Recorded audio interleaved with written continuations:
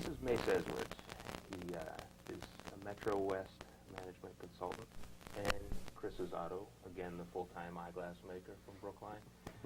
And today we're going to be talking about political issues, where people stand on things like that, libertarianism, liberalism, what's classical liberalism, and such. And I want to give you the floor and ask you to tell me where you stand politically. I guess if we want to use a label, I would define myself as a classical liberal. A classical liberal is one who generally believes that individuals have rights by virtue of being human beings, and that these rights do not come from government, they come from God or from the Creator, and that the purpose of government is to protect and preserve these rights. I am philosophically compatible with the founders of the American nation and the framers of the Constitution and the Declaration of Independence. So in a nutshell, that's how I would describe myself. Do you believe we're all getting these rights? No, I don't. Okay, but you believe we're entitled to them. Do you feel we're entitled to a job and a living, an education? I don't believe those things are right. You don't? I don't think those things come under the category of rights. You don't? But I'll say more about that if... Where do you stand politically, Chris? Politically? Are you liberal? I would say probably liberal, more or less. But I'd like to title myself a progressive liberal. Progressive? Yes. I'm not stuck anywhere. I'm very open-minded, but I do have my roots planted.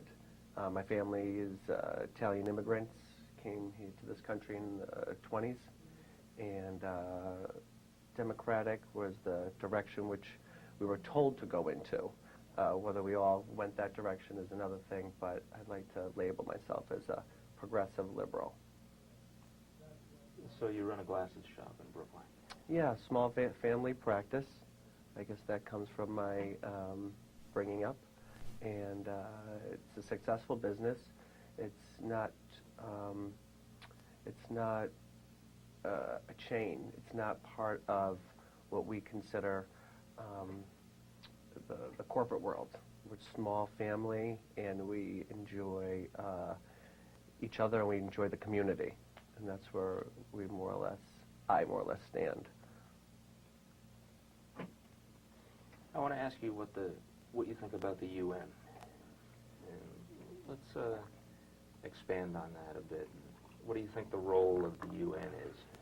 Well, a discussion about the UN is really a discussion about sovereignty as a concept and national sovereignty, and in particular the sovereignty of the American nation. Sovereignty meaning what?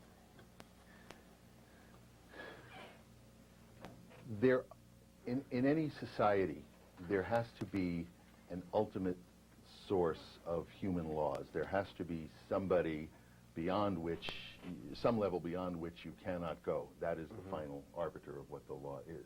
And the question is that going to be the American people and the institutions of the American people as defined in the Constitution?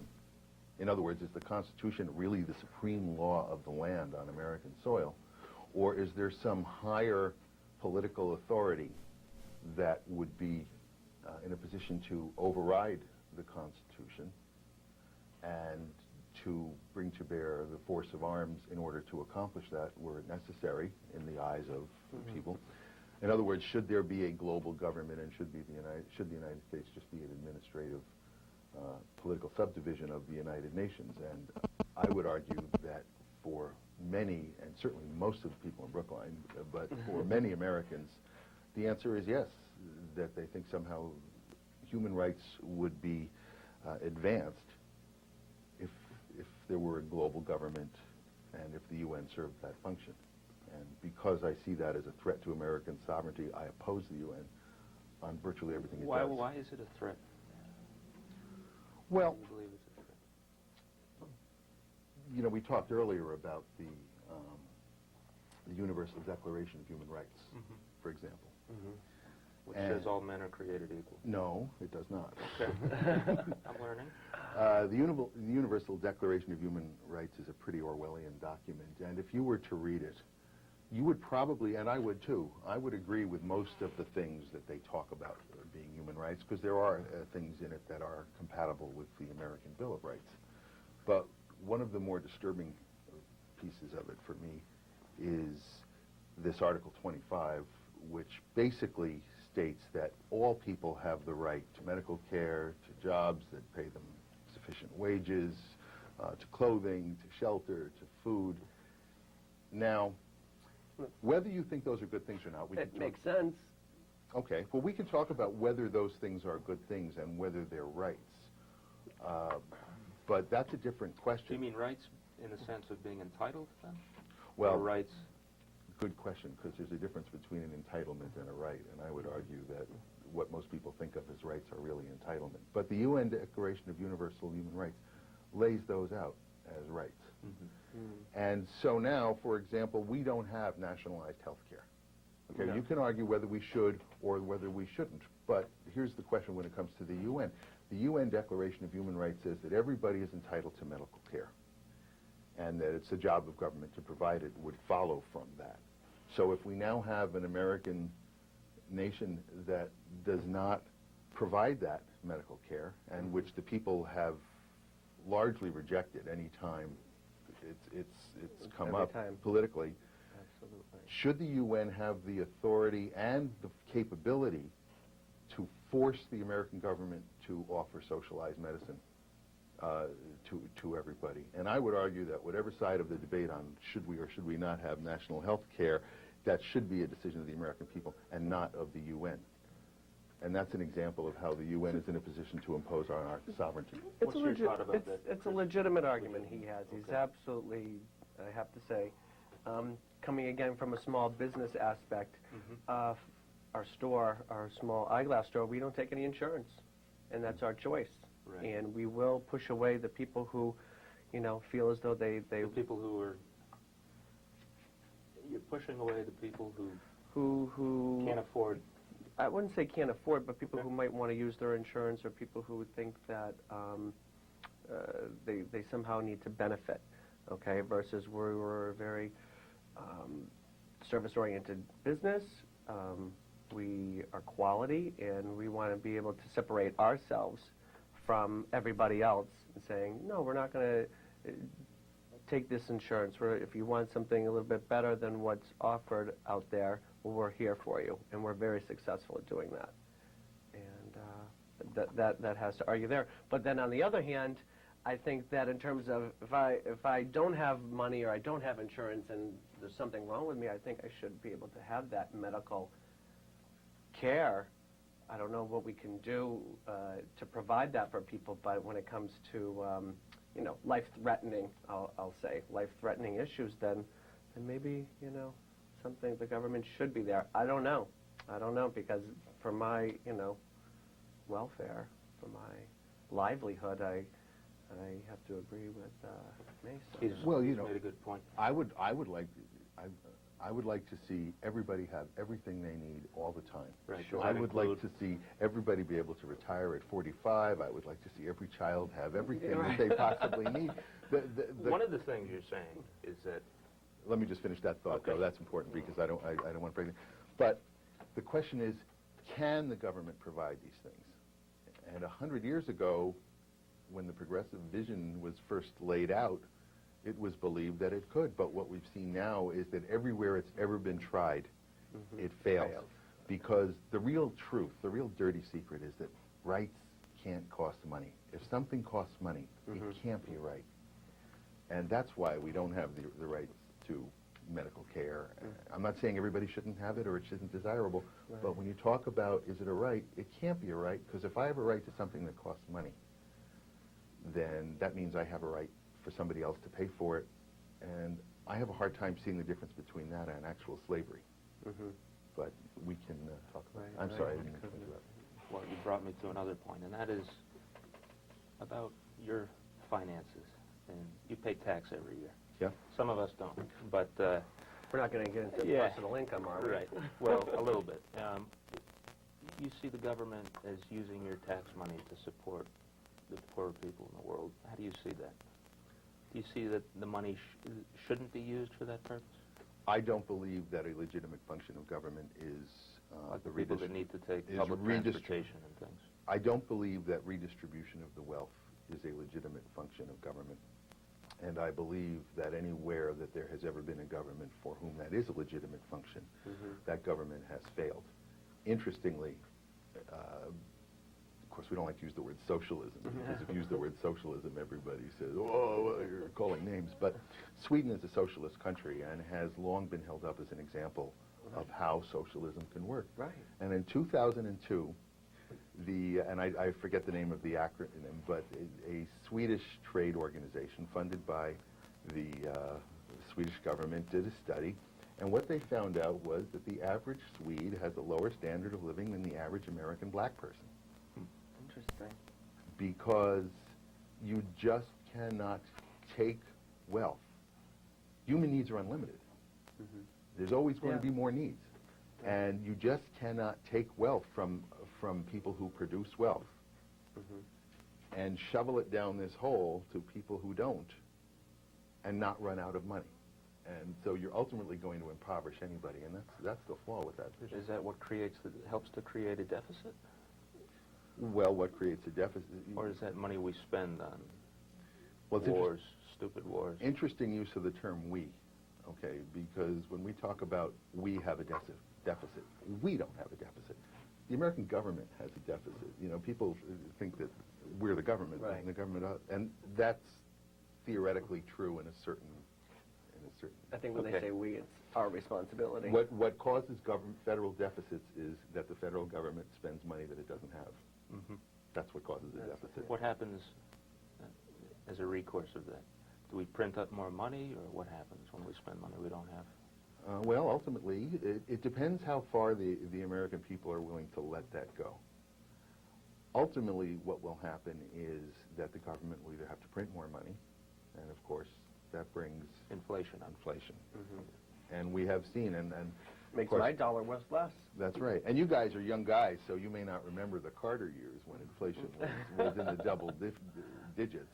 But I can recall going into the supermarket and watching the price of tuna fish go up and up and really being freaked out about it. Wow. But, and of course, we know what happened in Germany, you know, in places where inflation runs. So that's what it can do. The other thing, I mean, I don't really see an alternative except the collapse of the economy.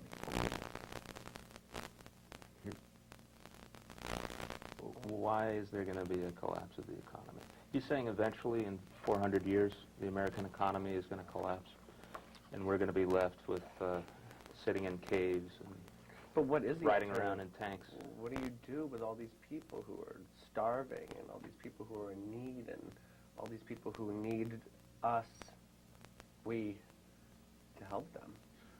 I would argue that we ought not use the government for that purpose because the government will impoverish everybody ultimately. I'll give you an example. Social Security. Now, my 80-year-old mom depends on Social Security, Right. and her dad, my dad did before he passed away. But Social Security, if it were not being run by the federal government, everybody at all connected with it would be in jail because it is fundamentally a fraudulent situation. What happens is we all work, we pay into the Social Security system. Years. The government takes that money, spends it, and puts in federal IOUs. Okay. Okay? Is that how it works? That's how it works. Now, if you were sitting there with a federal IOU, that would be worth something. If you were sitting with a whole pile, if you had $20 million in federal IOUs, you could go to any bank in the country and get $20 million, okay? But what's happening is that within the next 10 years or so, the contributions, so-called contributions of the people who are paying into Social Security will no longer be enough to pay the obligations to the retirees. Okay? And when that happens, the Social Security lockbox trust fund is going to be needing to use its assets. And what are its assets? Government IOUs, which means there's no money. No Okay? money. This would be like if you wanted to pay your rent. You would write yourself an IOU and you would endorse it over to your landlord and have him accept that. That's the situation that the Social Security I'd love retirees that. are going to be in. Paul O'Neill, when he was Treasury Secretary, asked some senior economists at the Social Security, am I going on too much? Keep going. At the Social Security Administration to come up with an idea of what the unfunded liabilities are of the Social Security system over the next several decades. They came up with a number of $44 trillion. Now, to put that in some perspective, now that never made its way into the budget, okay? But those are foreseeable obligations that we're going to have to come up with that money. To give you an idea of how big $44 trillion is, it happens coincidentally to be the exact same amount of money if you took the entire net worth of every American. It equals $44 trillion. Really? Yeah. Okay. So that is coincidental. it is coincidental. But so how, now you can argue, well, in 20 years, you know, the interest, it won't be so devastating, but it's clear that we just cannot spend money that we don't have. Right. And that will devastate the economy. Oh, yeah, I think That was my point. How are we going to maintain a usable amount of money in the government to avoid these situations? We need to get out of the Social Security system. No, the answer is we need to get out of the idea of having wars, because that's what costs us a lot of this money. Well, I'm all for. That's what created the deficit. I'm And you were all for the Iraq War, correct? Yeah, I'm all for the idea of getting rid of wars. I think, though, that you ought to be directing that to Osama bin Laden. I can't. And the guys in Tehran, you know. See, he didn't start a war. He He's not did a gonna- terrorist act. We started a war. No, we can quibble over that. My own belief, and I don't know how much time you want to spend on that, Well, is that what they did was an act of war, and we are in a war, Yeah. and we need to kill them. Because if we don't kill them, they will kill us. Right, we can't negotiate. We can't negotiate with them. We need to go get them, right? We need to go in there and get them. Well, you know, you make it sound George like, said, go get them. you know, Did we get the 'em yet? idea. If somebody We haven't- comes up to you, We did. if somebody comes up to you in a dark alley, punches you in the face, and pulls out a knife and starts trying to stab you, okay, you cannot negotiate with that person because you'll be dead. All right. There's Right. the only way to get to exercise your legitimate right to self-defense, which all human beings have, is to kill that attacker or disarm them. But the reason that attacker's even there to begin with, we can look at his past and what happened to him. Maybe he or she they were street people because there was no one there taking care of them, and that drove them to steal. And therefore, it's the cyclical thing that's going on where we have to catch it right in the beginning, so that these things don't happen, so that we don't have to go to war, so we don't have to spend the money, so we all can retire comfortably. And I think that's where you have to look at also. One of the things he's saying is he's creating an analogy between a poor bum, you know, a classic... We don't say bum, we say homeless. A homeless person. and Osama is sort of creating an analogy between the two there. And what happened to make them get that way. I find that to be an appalling use of moral equivalency that I just reject out of hand. Yeah, Okay. that's a little, it might be a little extreme, but how did Osama get there? I mean, did we have Well, anything Osama to was prevent rich. that? Listen, I wish my child had as terrible a childhood as Osama bin Laden. Osama bin Laden was worth $200 million. So you what? know? Well, the point is, how is Osama bin Laden impoverished? Right. This idea that it's poverty, and poverty is caused by government policy, and it's caused by not allowing people to have. It's caused by not allowing a free economy. I mean, the lesson of the 20th century is that where the government stops people from interacting and making individual personal economic decisions and having their own wealth, that always creates poverty. Everywhere, all the time, without exception, anywhere it's ever been tried. The more government... Use examples. And I mean, find an example anywhere where it's worked. And this idea that if somebody comes up to you in an alley and is going to kill you, and you need to sit there and say, well, maybe they had a bad child, maybe I shouldn't do anything, is just a model that I reject. I want to focus more on the geopolitical model of that, which is inducing a little to the more general, which is, what if we lived in a communist government? How would you feel about that? If everybody made $20,000 a year, we all worked for the government, and, you know. Well, you saw He what ate happens. the same food. And So, yeah, well, no, you don't eat all eat the same food. What happens is most of you eat no food, and a few of you, a few of you get to eat a lot of food. I mean, Joseph Stalin never went starving. You know, 100 million people died under communism, were murdered. We're not talking about wars. It's a direct result of government policy. So, my point was that we in the U.S. are in the business of having wars. It's like a corporation. The government is like a corporation.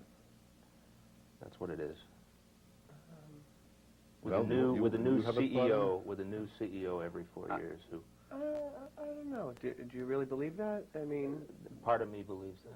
well, I mean, there's no real. I think I don't know all the facts, so I can't make a strong statement one or the other. But I don't think it's a business. I think it's just looking at things through the world's eyes. And yeah, we do kind of take that role upon ourselves to put the bad people, so to speak, away. And that's why I think that we are in Iraq. And there's a lot of bad people out there, and we have to acknowledge that and not pretend it doesn't exist. So, I mean, I would argue that the United States government has waged unjust wars, for example, under Bill. I would say Iraq is one of them. Well, I don't see any bad people in Iraq at the moment. well, Saddam Hussein, Okay, his two sons, that's one guy. all those Baathists. Well, one guy. it wasn't one guy that controlled that country for 35 years. right. I mean, We it was, used Iraq to mask the war in Afghanistan because we kind of got who we wanted in Afghanistan. We're after the Al-Qaeda, and now this is the new Iraq war, and we're still there and wasting money and human lives on another dumb war you know, there's a politician. like Vietnam. I don't see that the two are analogous at all. I mean, I know Ted Kennedy likes to say that, but I think They're all a little bit analogous. The only thing that would make Iraq like Vietnam is if we decided not to win. I mean, right now you've got Ted Kennedy and mostly the Democrats. Who's Ted Kennedy? Ted Kennedy. Who's Ted Kennedy? Who is Ted Kennedy? He is the Democratic senator from Massachusetts. And what's he all about? Well, I want to be Why would you- charitable. Okay. You don't have to be nice. This is Ted Kennedy cannot conceive of any aspect of human activity outside of whether one has an abortion and who one sleeps with that is not legitimate, a legitimate area for outright government control. I mean, Ted Kennedy is the opposite of a classical liberal. He is somebody who believes that rights are what the government say they are, and that they are whatever the majority of people can be persuaded to see as rights at any given time. Ted Kennedy has said that Iraq is George Bush's Vietnam, and so also has Mukhtar al-Sadr, and all of his Shiite followers now are parroting that. You know, I think that Kennedy is giving aid and comfort to our enemies. I really do. Because as long as they believe that America doesn't have the will to fight this war, they're going to keep fighting. Because they know they can't beat us militarily, but they believe they can beat us politically. And what it will take to beat us politically is if the American people start saying, oh, well, we got to pull out, you know, peace with honor, and let's just get out of there, and all of that our stuff. boys are dying. If Ted Kennedy got up and said every one of these Sunni insurgents and every one of these Ba'athist fascists is going to be either in prison or jail before the Marines leave, they would be reacting differently over there. I believe that because they would know that we're serious. I mean, look at what Muammar Gaddafi did in Libya. He saw what we did to Saddam, and he said, "All right, I'm done. Take my nukes." Now he's helping us against Al Qaeda. We're having an election coming up. Have you thought about who you're going to vote for and why? I don't know who I'm going to vote for, and I'll tell you why. Or are you going to be another American citizen who helps to dump this country into the tubes Well, by voting for another Republican, as a another go-get-'em type? as a classical liberal, it is challenging to live in Massachusetts. But one of the nice things about living in Massachusetts is that no matter what I do in the voting booth, the Democratic presidential nominee is going to win. Massachusetts is not a battleground state.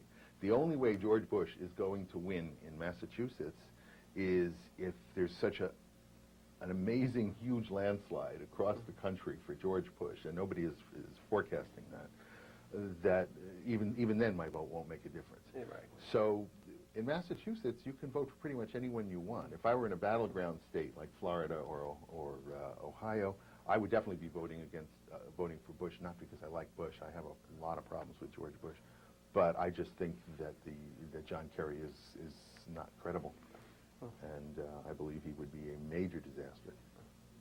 But I'll probably end up voting for the Constitution Party in Massachusetts. Why is Kerry not credible? Yeah, I'm kind of curious about that. Like, in your opinion, is he You think he's bad? corrupt? Is he corrupt in a sense, or a corrupt guy who married a rich woman who you don't think can handle the job? Well, I mean, I have a lot of personal issues with John Kerry, his outrageous elitism and all of that stuff. And I had a conversation with him on a talk radio show about 20 years ago that never sat well with me, and I won't get into that. But I don't believe that John Kerry understands anything about economics. I think that John Kerry has this idea that, well, the president's job. You know what John Kerry said during the campaign? He said, "Today the American people are working for the economy, and I want an economy that works for the American people." You know, what does that mean? It means nothing. It means gobbledygook. I mean, it's not something that a politician ought to say. They're all riffing on this. Ask not what your country can do for you. Ask, you know, the Democrats have never gotten away from that sentence structure, and they keep trying to resurrect it. I don't think John Kerry understands the economy. I think he's come out and said that the war on terror has been exaggerated, or the terrorist threat has been exaggerated, and I just think that that's a completely indefensible statement. He says that it should be handled through diplomacy, which I believe won't work. He wants to bring the UN, which is one of the most corrupt organizations on the planet. We've already talked about that. I don't think he understands the war on terror. I don't think he understands the economy. I think he will do anything he can to advance the role of government in our lives and to take our money and increase our taxes. And I just believe he's not the man. I really don't think you can take him seriously. I mean, people do, but I don't. I have a lot of problems with George Bush, but at least he understands the war on terror. We're going to wrap up. Okay. We're gonna wrap. Do you have anything else to say, Chris? Well, geez, Anything I else you think wanna add Mace to has said it all. Basically, He's a great educator. yeah, he is actually. I think I'm just more or less, curious about he has strong opinions. Thanks a lot for watching. This has been episode number 5, and on the next Esoteric Vibes, we're going to have a retired professional football player on from Western Mass. Thanks a lot.